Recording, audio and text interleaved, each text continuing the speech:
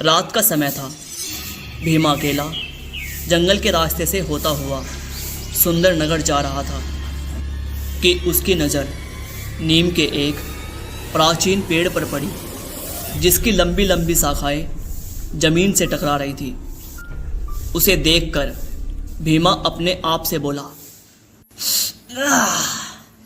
अरे चलते चलते मेरे तो पैर ही जवाब दे गए। क्यों ना इस घने नीम के पेड़ के नीचे थोड़ा आराम कर लिया जाए।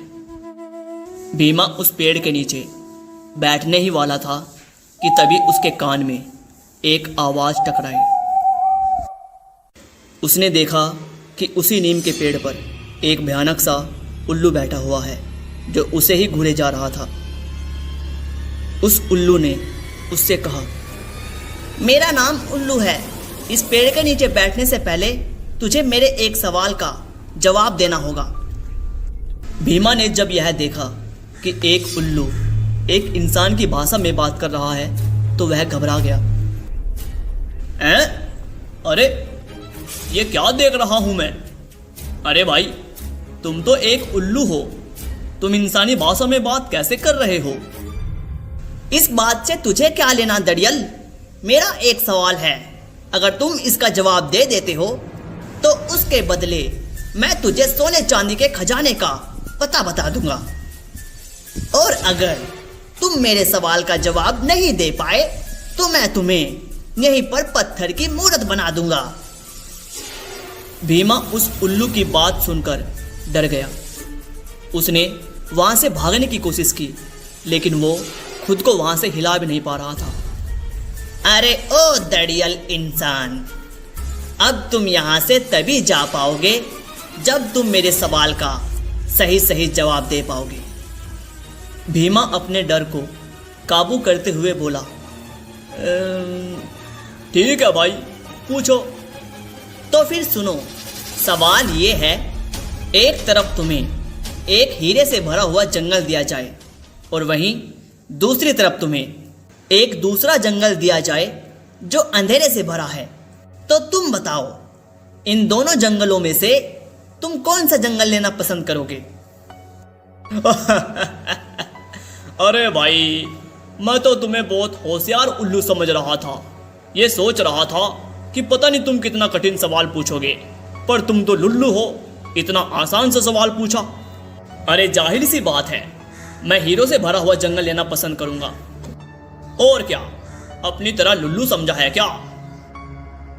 भीमा की बातें सुनकर उल्लू की आंखों से अचानक लाल रंग की लेजर निकली और भीमा वहीं खड़ा खड़ा पत्थर का बन गया। अगले दिन सुंदर नगर का राजा विक्रम सिंह अपने महल में बेचैनी से टहल रहा था। उसी समय उनकी रानी वहां आई और उनसे बोली, क्या हुआ जी? आपके चेहरे पे ये चिंता की लकीरें क्यों दिखाई दे रही है? अब तुम्हें क्या बताऊं रूपमती, कल दूसरे राज्य से मेरा एक गुप्तचर कोई संदेश लेकर मेरे पास आने वाला था और वो अभी तक मेरे पास नहीं पहुंचा। तभी राजा विक्रम सिंह का मंत्री दौड़ते हुए राजा विक्रम सिंह के पास पहुंचा। महाराज, महाराज, जिस बात का डर था वही हुआ। पहेलियां मत बुझाओ मंत्री जी, सही सही बताओ, आखिर हुआ क्या है? महाराज, हमारे गुप्तचर भीमा को हमारे राज्य के कुछ नागरिकों ने उसी रास्ते से महल की ओर आते हुए देखा था, जिस रास्ते में वही नीम का घना पेड़ पड़ता है महाराज। यह सुनकर राजा के चेहरे पर चिंता की लकीरें और भी ज्यादा दिखाई देने लगी। मंत्री जी, सभी नगरवासियों को संदेश भिजवा दो कि सभी नगरवासी हमारे महल के सामने इकट्ठा हो जाएं। मैं उन सब के सामने एक जरूरी ऐलान करना चाहता हूँ। दुग दुग दुग दुग दुग। सभी लोग राजा के महल पर पहुंचे। कुछ ही देर में सभी नगरवासी महल के सामने इकट्ठा हो गए और राजा अपने महल की छत पर खड़ा होकर सभी लोगों से बोला, मेरे सुंदर नगर के वासियों, आज मैं ये ऐलान करता हूं कि तुम में से कोई भी नगरवासी उस रास्ते से कभी आना जाना नहीं करेगा जिस रास्ते में वह नीम का प्राचीन पेड़ पड़ता है। अगर तुम लोगों को वहां से कोई व्यक्ति आता या जाता दिखाई दिया तो तुम्हारा कर्तव्य है कि उसे उधर जाने से रोके और वहां की असलियत बताएं। ठीक है, समझ गए सब लोग? जी जी महाराज, हम सब समझ गए हैं। महाराज की जय, महाराज की जय। इतना कहकर राजा फिर से अपने कमरे में बेचैन सा होकर टहलने लगा कि तभी राजा की पुत्री तारा और उसका पति, जो कि किसी दूसरे राज्य का राजकुमार था, राजकुमार जयदेव, राजा से बोला, उस नीम के पेड़ के बारे में तो तरह तरह की अफवाहें हैं महाराज, मैंने भी सुन रखी हैं। आखिर उस पेड़ का रहस्य क्या है? महाराज, कहते हैं कि उस नीम के पेड़ पर एक भयानक सा उल्लू रहता है जो लोगों से एक अजीबोगरीब सवाल करता है और उसका सही जवाब ना देने पर मासूम और गरीब लोगों को पत्थर का बना देता है। अगर ऐसी बात है महाराज, तो मैं आपके नगरवासियों को उस उल्लू के जादू से मुक्ति दिलाऊंगा। नहीं राजकुमार, ऐसी गलती से भी मत करना। अरे नहीं महाराज, मुझे मत रोको, मैं भी उस उल्लू के सवाल को सुनना चाहता हूँ। तभी राजकुमार की पत्नी तारा राजकुमार से बोली, मैं भी आपके साथ चलूंगी। आप मेरे पिता के राज्य के लिए इतना सब कुछ कर रहे हैं, तो मेरा भी तो कुछ कर्तव्य बनता है।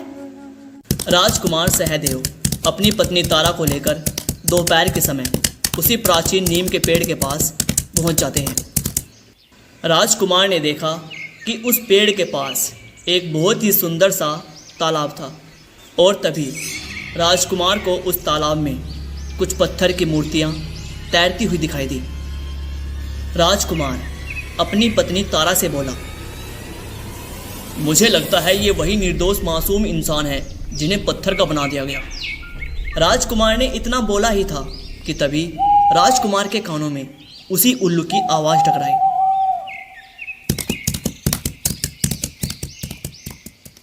क्या बात है! अब तक तो विक्रम सिंह की प्रजा और कुछ मूर्ख लोग ही यहाँ आते थे, लेकिन आज तो महाराज के दामाद और उनकी पुत्री साक्षात यहाँ पधारे हैं। क्या बात है, क्या बात है!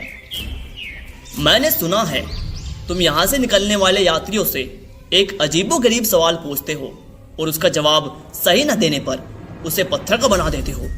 जी राजकुमार, क्योंकि वो मेरे सवाल का जवाब नहीं दे पाते। अच्छा ठीक है, पूछो, तुम मुझसे भी सवाल पूछो, देखता हूं मैं कैसा सवाल है तुम्हारा।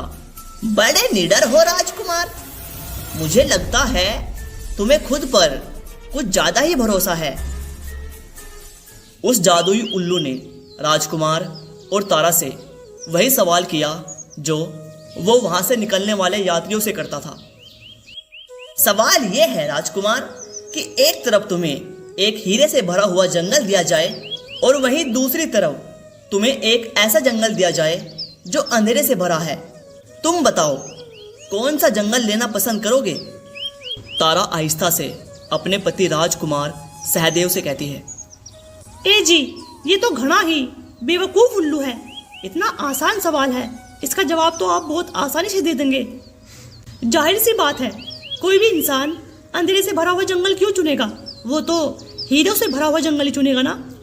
नहीं तारा, इस सवाल के पीछे कोई तो रहस्य है। राजकुमार उस जादुई उल्लू से बोला, उल्लू जी, मैं अंधेरे से भरा हुआ जंगल चुनूंगा।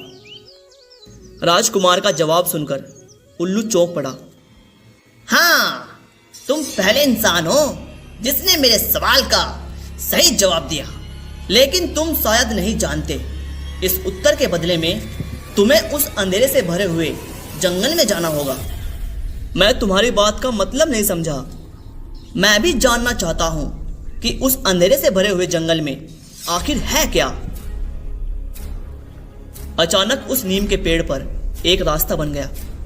राजकुमार सहदेव समझ गए कि अंधेरे से भरे हुए जंगल में जाने का रास्ता यही है।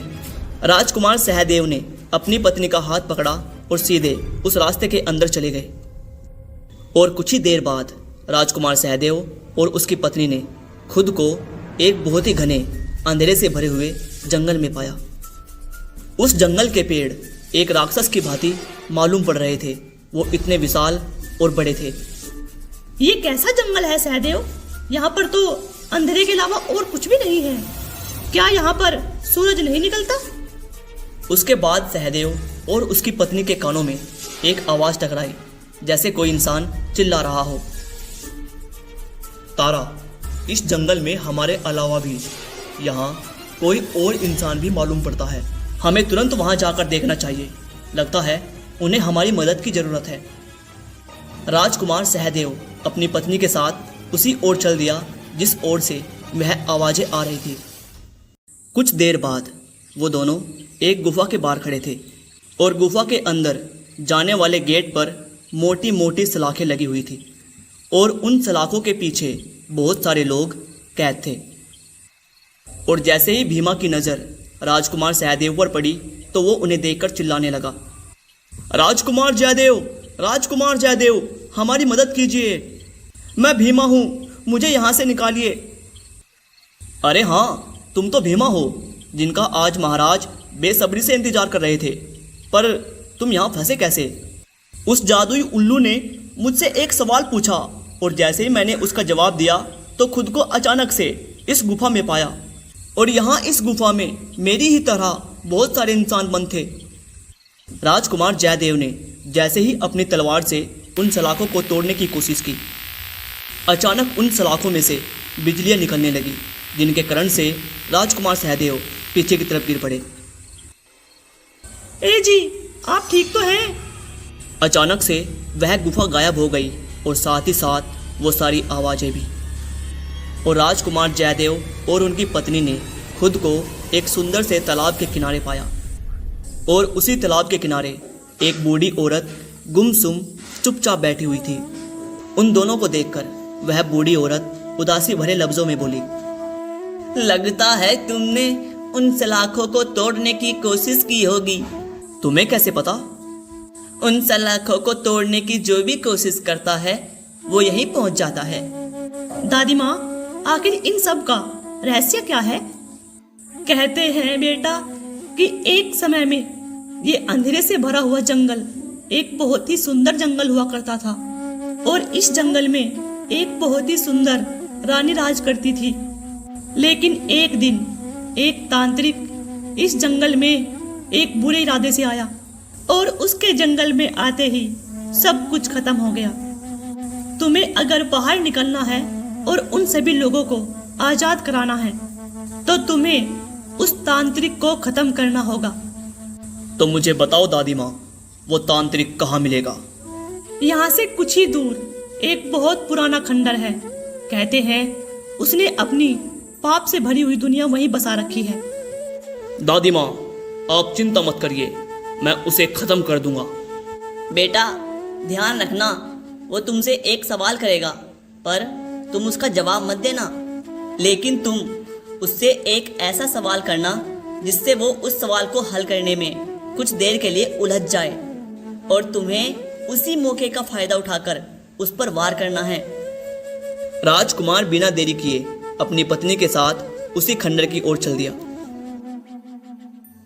उन्हें एक पहाड़ी पर एक सुनसान और टूटा हुआ खंडर दिखाई दिया। क्या हमें उस पहाड़ पे चढ़कर उस खंडर में जाना चाहिए? अगर हमें रहस्यों के परतों की गहराई में उतरना है और उन्हें सुलझाना है तो हमें उस खंडर के अंदर जाना ही होगा। क्या उस बूढ़ी औरत की बात पर भरोसा किया जा सकता है? तारा, हमारे पास और कोई रास्ता नहीं है। इतना कहकर वो दोनों खंडर की ओर चल दिए और कुछ ही देर में वो दोनों उस टूटे हुए खंडर के मुख्य गेट पर खड़े थे। राजकुमार जयदेव और उसकी पत्नी तारा ने जैसे ही दरवाजे के अंदर प्रवेश किया, अचानक दोनों ने अपने आप को एक काल कोठरी के अंदर खड़ा हुआ पाया। उस गुफा के अंदर एक बाबा काले कपड़े पहने हुए बैठा हुआ था। लगता है तुम वही तांत्रिक हो, वह तांत्रिक हंसता हुआ बोला। काफी समझदार हो राजकुमार। क्या तुम मुझे जानते हो? मेरे बेटे, तांत्रिक सब जानता है। मैं तुम्हें इसी समय युद्ध के लिए ललकारता हूं। ठीक है राजकुमार, ठीक है, लेकिन पहले तुम मेरे एक सवाल का जवाब तो दो। अगर तुमने मेरे सवाल का सही जवाब दे दिया तो मैं गुफा में बंद सभी लोगों को छोड़ दूंगा और इस अंधेरे जंगल में सूरज भी निकल आएगा। ठीक है, पूछो अपना सवाल। तो फिर बताओ, इस आकाश में कितने तारे हैं? तांत्रिक का सवाल सुन राजकुमार जयदेव पूरी तरह से चौंक गया और तांत्रिक की ओर बहुत गौर से देखने लगा। और अचानक तांत्रिक बहुत जोर से हंसता हुआ खड़ा हो गया और इसी के साथ राजकुमार की पत्नी वहाँ से गायब हो गई। मेरी पत्नी कहाँ है? मेरी पत्नी कहाँ चली गई? वहीं उसी गुफा में जहाँ बाकी के लोग कैद हैं, तुम्हारी पत्नी भी उसी गुफा में कैद हो गई। राजकुमार जयदेव, ये तुम्हारा राज्य नहीं है, ये मेरा राज्य है और यहाँ पर सिर्फ मेरा आदेश चलता है। अगर अपनी पत्नी को बचाना चाहते हो तो मेरे सवाल का सही जवाब दे दो। तांत्रिक ने इतना कहा ही था कि राजकुमार जयदेव ने खुद को खंडर के ऊपर खड़ा हुआ पाया, जहां पर वह तांत्रिक उसे मुस्कुराता हुआ देख रहा था। तुम्हें क्या लगता है कि तांत्रिक को हराना इतना आसान होगा? क्या तुमने देखा नहीं, तुम्हारी पत्नी को मैंने बैठे बैठे गायब कर दिया और तुम्हारी पलक झपकने से पहले ही मैं तुम्हें इस खंडर के ऊपर ले आया। पता है मैं तुम्हें यहाँ क्यों लाया हूँ? ताकि मैं तुम्हें यहाँ से धक्का देकर तुम्हारी जान ले सकूं। तभी राजकुमार जयदेव हंसता हुआ उस तांत्रिक से बोला, तुम दूसरों से बहुत सवाल करते हो, तो क्या तुम मेरे एक सवाल का जवाब दे सकते हो? बोलो बोलो ना, चुप क्यों हो गए? राजकुमार जयदेव की बात सुनकर वह तांत्रिक बुरी तरह चौंक पड़ा। मेरे बस इतना सा कहने पर ही तुम चौंक पड़े? तुम तो एक बहुत बड़े तांत्रिक हो, तो बताओ ना, क्या तुम मेरे एक प्रश्न का उत्तर दे सकते हो? अगर नहीं दे सकते तो इस जंगल को हमेशा के लिए छोड़कर चले क्यों नहीं जाते? बोलो, कुछ तो बोलो। अच्छा, तो ये बात है, तांत्रिक सब जानता है। पूछो, क्या पूछना चाहते हो? तुमने कुछ ही देर पहले गुफा के अंदर मुझसे एक सवाल पूछा था कि आसमान में कितने तारे हैं, और अब मेरा सवाल सुनो। बताओ, मेरे सर पर कितने बाल हैं? तांत्रिक जयदेव के बालों को बहुत गौर से देखने लगा। उसके देखने के ढंग से ऐसा लग रहा था कि जैसे वह जयदेव के बालों को गिनने का प्रयास कर रहा हो और बहुत ही जल्द बालों की गिनती करने में सफल भी होने वाला हो। और अचानक राजकुमार जयदेव ने अपनी तलवार निकालकर उस तांत्रिक पर वार कर दिया।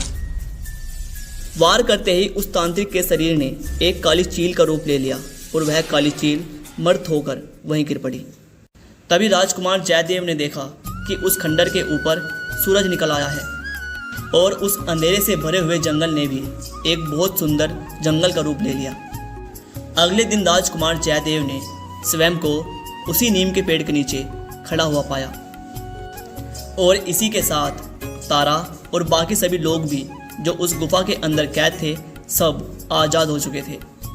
और कुछ ही देर में वह उल्लू उड़ता हुआ राजकुमार के पास आकर खड़ा हो गया और वह एक सुंदर स्त्री के रूप में परिवर्तित हो गया। तुम्हारा बहुत बहुत धन्यवाद राजकुमार। मुझे पता था कि तुम उस अंधेरे से भरे हुए जंगल को पार करके उस तांत्रिक तक जरूर पहुंच जाओगे। मुझे एक बात समझ नहीं आ रही है कि यहाँ पर एक तालाब बहता था, वो कहाँ पर गया? और दूसरी बात, तुम तो इंसानों को पत्थर बना देती थी, फिर वो सब उस अंधेरे जंगल में जाकर उस गुफा में बंदी कैसे बन जाते थे? यहाँ पर इन लोगों का शरीर पत्थर का बन जाता था और उस अंधेरे जंगल की गुफा में उनकी आत्मा कैद हो जाती थी। तुम्हें जो उस सुंदर तालाब के पास बूढ़ी औरत मिली थी वो मेरी माँ थी। राजकुमार जयदेव उसकी बात सुनकर बुरी तरह चौंक पड़ा। बरसों पहले उस तांत्रिक ने मुझे अपने सवालों में उलझाकर मुझे उल्लू बना दिया और मेरे जंगल पर कब्जा कर लिया। तब से मैं हर यात्री से बस एक ही प्रश्न पूछती थी। मैं जानती थी मेरे प्रश्न का बिल्कुल सही उत्तर वही दे सकता है जिसके दिल में इंसानियत होगी, और वो तुम थे राजकुमार जयदेव। इतना कहते ही वह सुंदर औरत वहां से गायब हो गई और सुंदर नगर में सब कुछ सही हो गया। अगर कहानी अच्छी लगी हो तो प्लीज़ कहानी को लाइक किए बिना मत जाना, और ऐसी कहानियों के लिए चैनल को सब्सक्राइब करना मत भूलना। मिलते हैं एक और ऐसी कहानी में, तब तक के लिए बहुत बहुत धन्यवाद।